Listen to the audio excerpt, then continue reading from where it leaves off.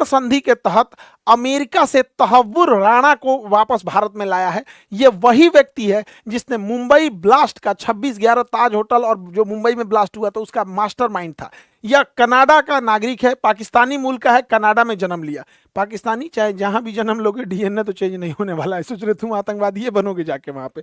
तो कनाडा का नागरिक है, इंडिया में आके 2008 में 26/11 हमला कर दिया और यूएसए में जाके शिफ्ट हो गया। अब कनाडा कह रहा है कि भैया नागरिक मेरा है, इंडिया कह रहा है कि भाई हमारे यहाँ कांड किया है तो नागरिक किसी का हम टांगेंगे, और ये अमेरिका में गिरफ्तार है। अब ये अमेरिका में कैसे गिरफ्तार हो गया? देखिए, हमारी खुफिया एजेंसी वाले थोड़ा तो भाई एक्टिवेट रहो, थोड़ा एडवांस बनो। ये हमारे यहाँ ताज होटल पे हमला किया, ताज होटल पे, और इसकी खबर लगी ब्रिटेन को। ब्रिटेन ने इसके बारे में सूचना निकालना चालू किया तहव्वुर राणा और डेविड हेडली के बारे में। और ब्रिटेन की खुफिया एजेंसी मिलिट्री इंटेलिजेंस उसकी यूनिट 5 MI5 कहा गया, MI5 ने अमेरिका को यह सूचना दिया कि जो मुंबई बम ब्लास्ट के 2 मास्टरमाइंड है, तहव्वुर राणा और डेविड हेडली, ये दोनों शिकागो में हैं। इस आधार पर 2008 में हमला हुआ, उसके अगले साल 2009 में अमेरिका ने इसे गिरफ्तार कर लिया। अमेरिका इसे क्या कर लेता है? गिरफ्तार कर लेता है। अब देखिए, ये रहने वाला है कनाडा का, कांड करता है इंडिया में, गिरफ्तार होता है अमेरिका में, और भारत और अमेरिका के बीच में 1997 में ही प्रत्यार्पण संधि एक्स्ट्राडिशन ट्रीटी साइन हो गई थी। और इस ट्रीटी के आर्टिकल 8 के तहत अमेरिका जो है वो हमारे कैदियों को वापस भारत को सौंपेगा। तहव्वुर राणा इतना खतरनाक आदमी था, इसने एक अमेरिकी मूल के व्यक्ति को हायर किया जिसका नाम था डेविड हेडली। डेविड हेडली ही वो व्यक्ति था जो मुंबई आया था। इस पर भारतीय खुफिया एजेंसी, अमेरिकी खुफिया एजेंसी तथा ब्रिटेन की खुफिया एजेंसी को पहले से डाउट था, लेकिन तहव्वुर राणा ने कह दिया कि यह व्यक्ति इमिग्रेशन सेंटर चलाता है, यानी विदेश में किसी को आने ले जाने वाला एजेंट है, तो इसे तो बहुत बार आना जाना रहेगा ही। और तहव्वुर राणा के कहने पे डेविड हेडली ने मुंबई के कैफे लियोपोल्ड हो, नरीमन पॉइंट हो, या चबल हाउस हो, या छत्रपति शिवाजी टर्मिनल हो, या मुंबई का ताज होटल हो, नरीमन पॉइंट हो, Oberoi hotel, Trident hotel,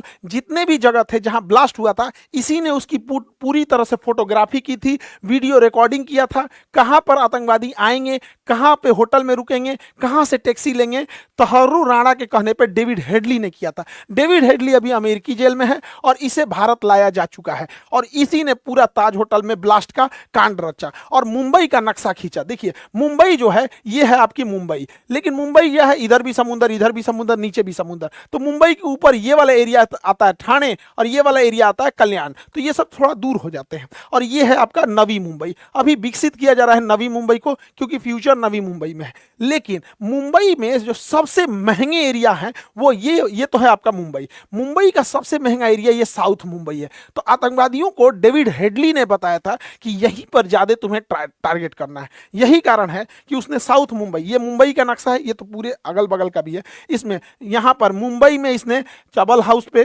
cafe Leopold जहां यहूदी हैं, ताज होटल के सामने यहां पर ओबराय होटल, ट्राइडेंट होटल, यहां पर पूरा मारधार मचा दिया। और यहीं पे आतंकवादी कामा हॉस्पिटल में घुस गए, छत्रपति शिवाजी महाराज टर्मिनल पे हमला कर दिया। ये सारा प्लानिंग डेविड हेडली का था जो जेल में है, और डेविड हेडली का जो गुरु था वो तहव्वुर राणा।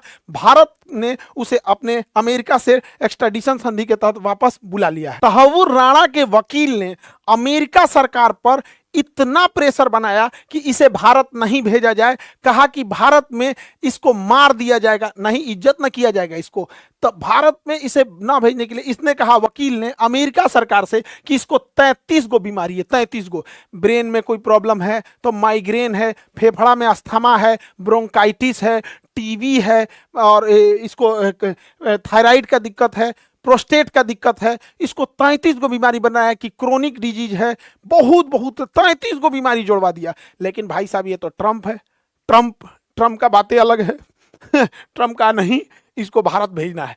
ट्रंप ने इनके वकील की एक भी बात नहीं सुनी और भारत भेज दिया गया। इसके वकील ने कहा कि भारतीय जेल की स्थिति अच्छी नहीं है और वहां पर जो सरकार है वो इतना इसका ध्यान नहीं रखेगी। अरे वकील साहब, राणा जी आपको क्या कहें, गलती मारे से हो गई। अब देखो ध्यान से, वकील साहब को क्या बताएं कि भारत में अभी नरेंद्र मोदी है तो कुछ हद तक इनके साथ उतना ज्यादा नहीं होगा।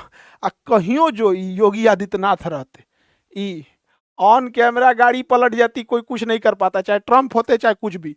जो भारत पे इतना बड़ा हमला करेगा उसको बैठा के कोई इज्जत कर रहा है। फिलहाल तहव्वुर राणा, और ये तो अभी जेल में है, तहव्वुर राणा को एनआईए जो है अपने यहाँ इंदिरा गांधी एयरपोर्ट पे उतरते गिरफ्तार कर ली है। और किसी भी व्यक्ति को कोई जांच एजेंसी हो या पुलिस हो अपने यहाँ रखने से पहले उसे कोर्ट में पेश करना होता है। तो एनआईए इसे कोर्ट में पेश करने के लिए लेके गई। एनआईए ने इसे दिल्ली के पटियाला हाउस कोर्ट में प्रस्तुत किया और पटियाला हाउस कोर्ट ने राणा जी को कह दिया कि मुझको राणा जी माफ करना, 18 दिन का जिम्मेदारी दे दिए एनआईए को। अब एनआईए वाला क्या कांड करेगा आपके साथ हमें नहीं पता। भाई एनआईए वाले आप अपना स्वतंत्र हो यहाँ। हालांकि दिल्ली में देखेंगे तो Patiala house court, Rouse Avenue court, 30 Hazari court, ये बड़े फेमस कोर्ट हैं। तो नरेंद्र मोदी और एस जयशंकर साहब के नेतृत्व में विदेश नीति में एक चीज तो हुआ है कि भगोड़े लोग चाहे मेहुल चोकसी हो, अब अगला नंबर नीरव मोदी का है और विजय माल्या का है। इन दोनों लोग को भी बहुत जल्दी एक्स्ट्राडिशन संधि, प्रत्यार्पण संधि के तहत वापस लाया जा रहा है।